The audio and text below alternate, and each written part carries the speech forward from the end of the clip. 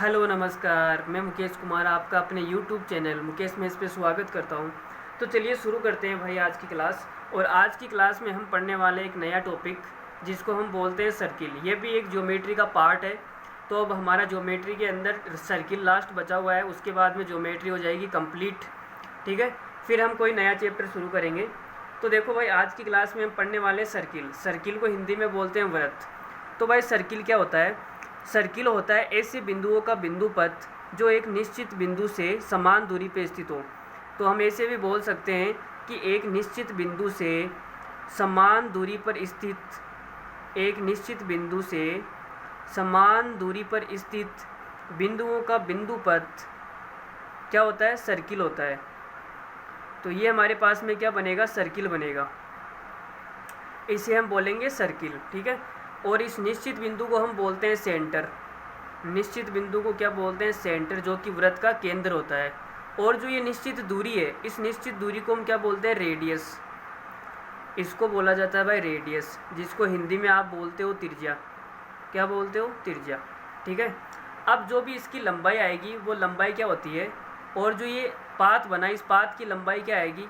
या तो आप पाथ की लंबाई बोल दो, या आप वृत्त का परिमाप बोल दो, या फिर आप वृत्त की परिधि बोल दो। तीनों क्या है? एक ही चीज़ है। तो हमारे पास में कितना आता है वृत्त की परिधि? यह आएगा 2πr, जहाँ पे r का मान क्या है? रेडियस है, त्रिज्या है। ठीक है। अब आगे बढ़ते हैं। देखो, आज आपको कुछ बड़ा बड़ा दिखाई दे रहा होगा ना, तो आज जो कैमरा है ये थोड़ा सा पास में है, तो कल से वापस ठीक हो जाएगा सारा सेटअप।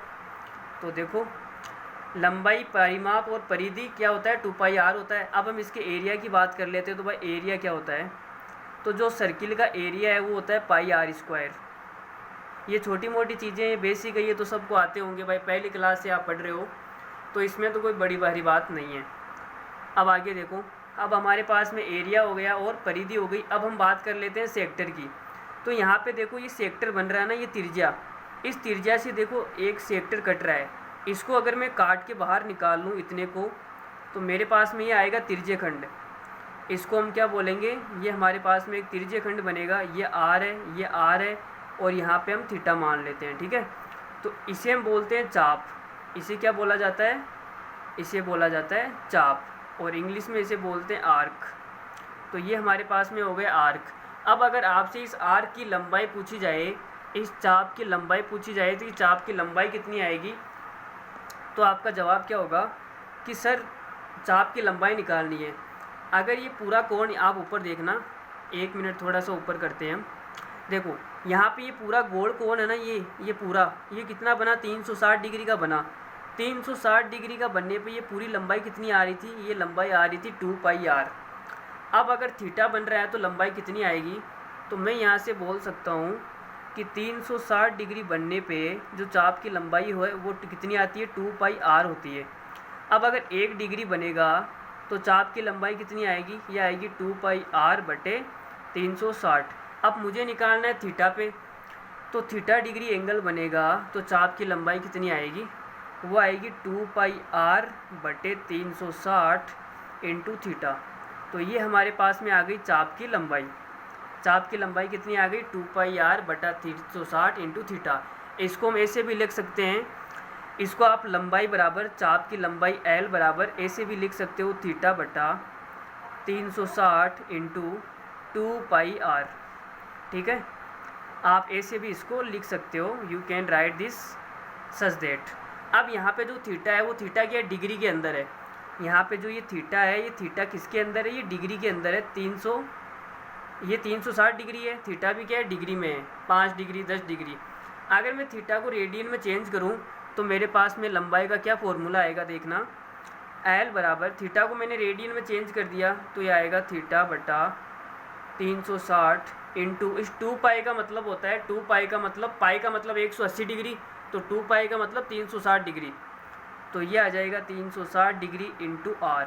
तो देखो 360 से 360 कट गया, तो मेरे पास में क्या फॉर्मूला बना? ये बना L बराबर r गुणा थीटा।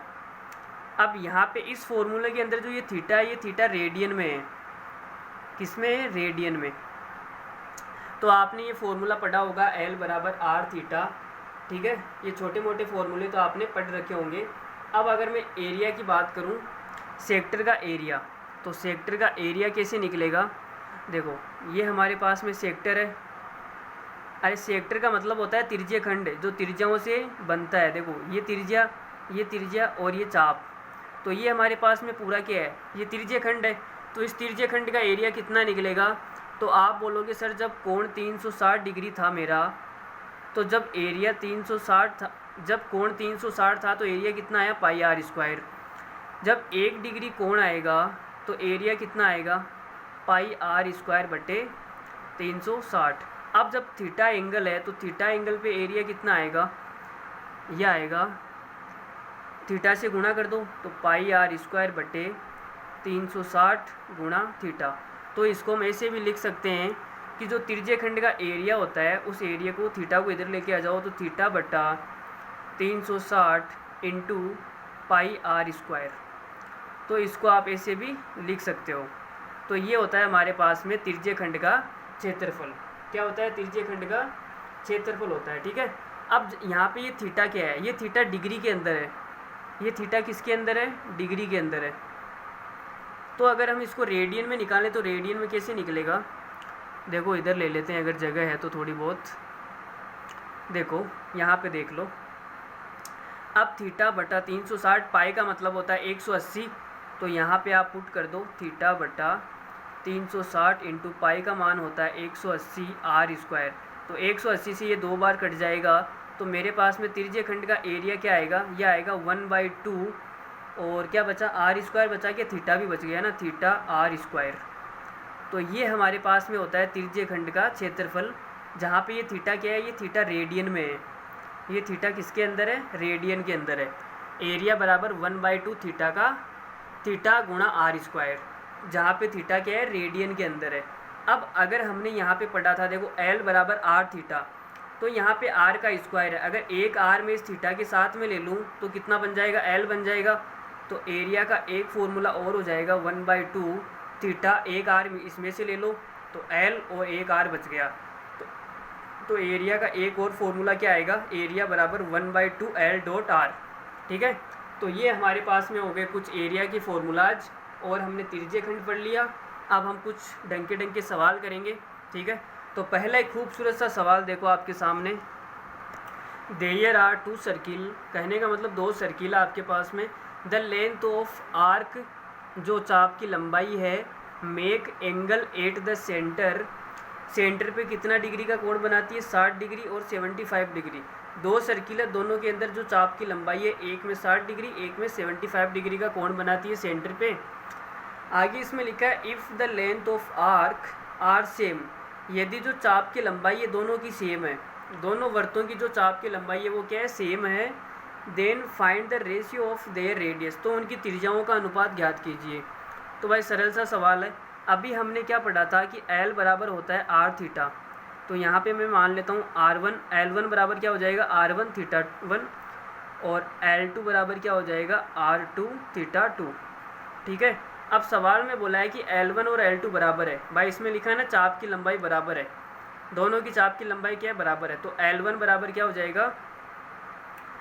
L1 बराबर हो जाएगा L2। तो कहने का मतलब R1 थीटा 1 बराबर R2 थीटा 2। तो यहाँ से मुझे क्या निकालना है? यहाँ से निकालना है रेडियस का अनुपात। तो देखो R1 बटा R2 कितना आएगा? यह आएगा थीटा 2 बटा थीटा 1। तो यहाँ से R1 बटा R2 क्या आ जाएगा? थीटा 2 का मान कितना दिया था? 75 डिग्री, और थीटा 1 कितना है? 60 डिग्री। ठीक है, अब आप बोलोगे सर ये फॉर्मूला तो केवल L बराबर आर थीटा तब लगता है जब थीटा रेडियन में हो, लेकिन भाई जब रेशियो की बात करते हैं तब जो यूनिट होती है वो मैटर नहीं करती है। यहाँ पे देखो रेडियन से रेडियन कट जाएगा ऊपर नीचे, तो रेशियो के अंदर कोई भी यूनिट मैटर नहीं करती है। ठीक है, चलो देखो अब आगे देखो। अब यहाँ से कितना कट जाएगा? 15 से कटेगा तो ये आएगा 5/4। तो हमारे पास में फाइनली आंसर कितना आया? 5/4। ठीक है, अब एक बढ़िया सा सवाल और करते हैं, देखो आगे।